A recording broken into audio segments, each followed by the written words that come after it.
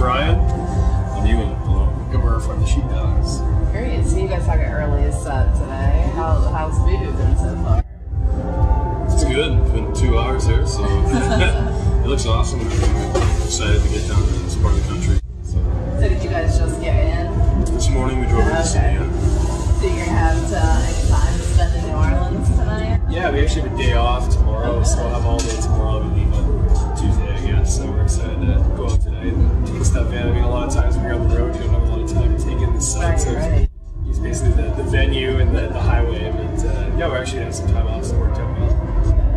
Well, the last time I thought you guys was at Voodoo. Unfortunately, we didn't get a chance to chat there. But you know, what's been going on with you guys since then? I know you have the EP that recently came out. A lot of touring. We did Kingsland tour in Canada, and we just did a tour with Robert Randolph in the US, Voodoo Fest, and it's just been travel all over the place, summer long, like festivals and things like that. So how did it come about that you guys were on Project Runway? Just kind of rolled in with in the Rolling Stone. The winner was going to be in this episode, so we're just kind of some of those things. Yeah, I didn't have a lot of choice in the matter. It was a little bit weird for us. We just kind of rolled with it. It's surprising actually how many people found out about our band because of Project Runway. So, I mean, it's weird for us, but it worked out well because we made a lot of new fans. And a lot of fans are people that maybe normally wouldn't know about our band because different demographic than the usual. Sorry.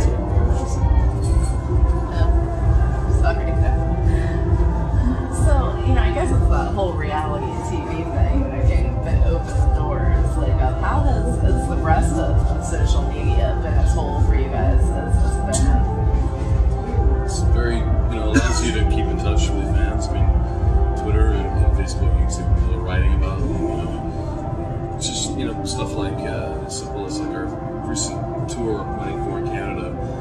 We sold a lot of tickets for, and we saw that there was a lot of demand out there. People were tweeting about, how I missed out on tickets or on Facebook, and so it kind of clued us in that maybe we should move to a bigger venue. So we did, and a lot of people said thank you, and we sold more tickets.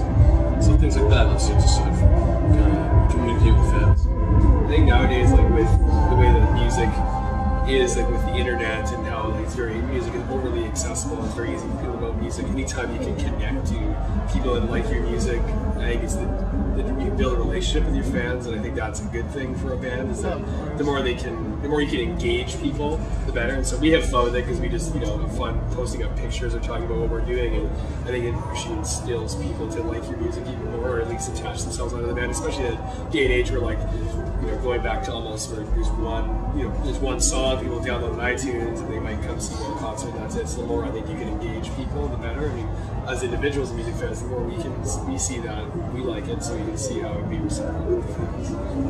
So when are we going to see a full-length album from you guys?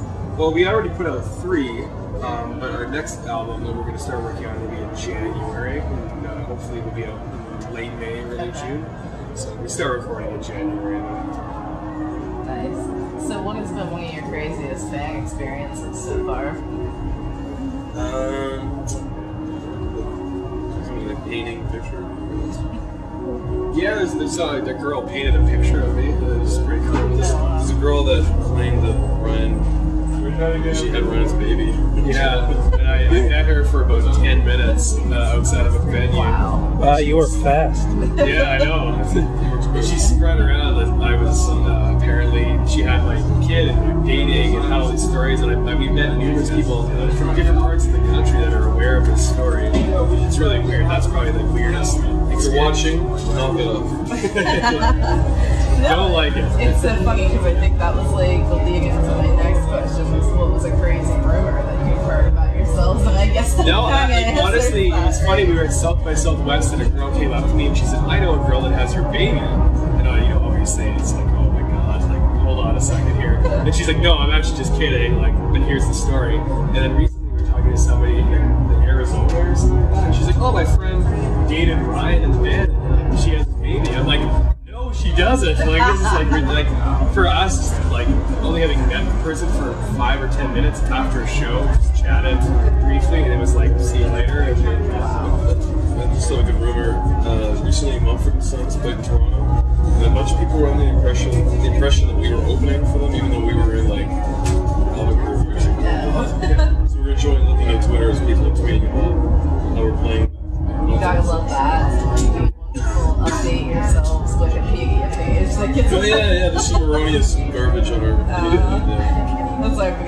don't look there for like truth.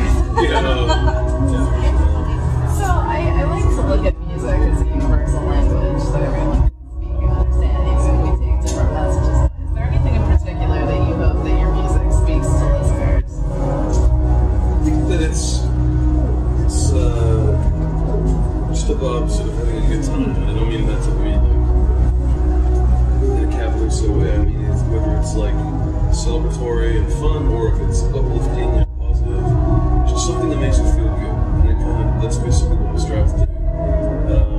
Even if the lyrics sometimes maybe are dark, at least the spirit of the song and the melody, I think that's what I'm trying to do. Oh, of course. I mean, music's oftentimes looked at as an escape, you know, for the artist and for the fans, like, as well. So, I mean, I think that we all get those situations that we can relate to one time or another. Yeah, sure. So, do you remember the most memorable show that you've played? Just one stand out in your head? There's one this summer that we played. I mean, there's lots of shows. Different shows that we whether it's like we had a really big show or we had a show that people were there that seemed to be really into it. We played at the first show this year. We played at home. We came back from being gone for a long time and everything that happened with Rolling Stone and everything.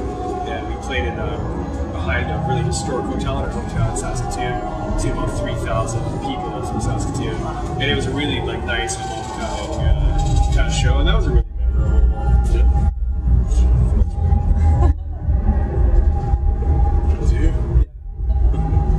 So, being that we're a pop culture website, is there a particular area of pop culture that either fascinates or angers you? Like sports and pop culture, which just says a lot. But I don't know. The two of us, I mean, Ryan and I often share a room together. So we watch they often we watch a lot of like sort of weird like reality TV or like stuff like that. Is that what it's so trashy, and you're always like going, oh my god, it's so bad, but you're still watching. So it's like addictive, not weird. Yeah, it's more less of the VH1 type of shows. We're more into like the Borders. Yeah. Like the couponing one? That was actually That's my favorite. That's a good one. Yeah. I go, how do they do that? I want to learn. That's nuts. One thing we were recently talking about, I guess yesterday, about pop culture is we kind of don't care for people who are, you know, considered like iconic people that seem to like take on a cause when they probably, for the most part, don't really know what's behind it, and they're always like, you know, waving some sort of flag. You kind of got to think like, really, what do you know about what you're talking about? It's probably another publicity thing. You don't really care for that sort of stuff. Oh, definitely. I mean, there's even been people talking about a lot of like the Occupy things that are taking place like in all the states, and like so many people come up and they, you know, interview people on the street like about it, and they have no idea what they're actually protesting about. It's so sad. I think that's kind of one summer of love is like too. George Harrison going over to San Francisco and seeing all the hippies and sit-ins and everything. Just loves a lot of people sort of getting wasted.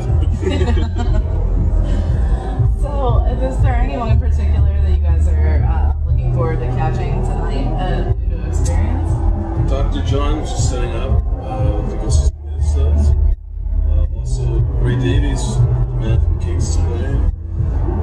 Who else? We just really had a lot of time to even look. Those are ones that like stood out, but we didn't even like look to the program. We literally like pulled in, played, ate some lunch, and then came to see you. So we'll wander around and catch some stuff for sure. I mean, one of the things that we like about playing festivals, but also we like about going to festivals, is like the discovery of music for like an artist that's coming up and getting exposed to people. It's great to play in a place where there's music fans and we'll just wander around and check stuff out. But for us, it's cool because we can wander around and we might be like, oh wow, what's going on here? And walk out, watch a couple songs.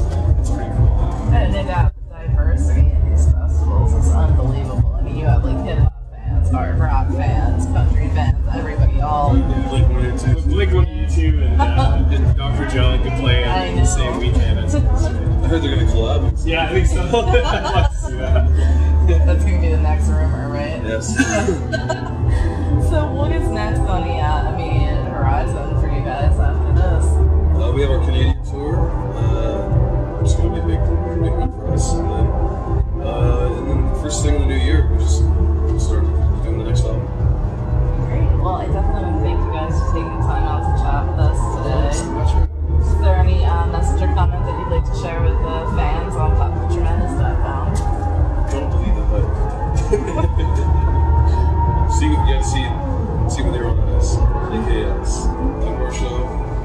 trying when you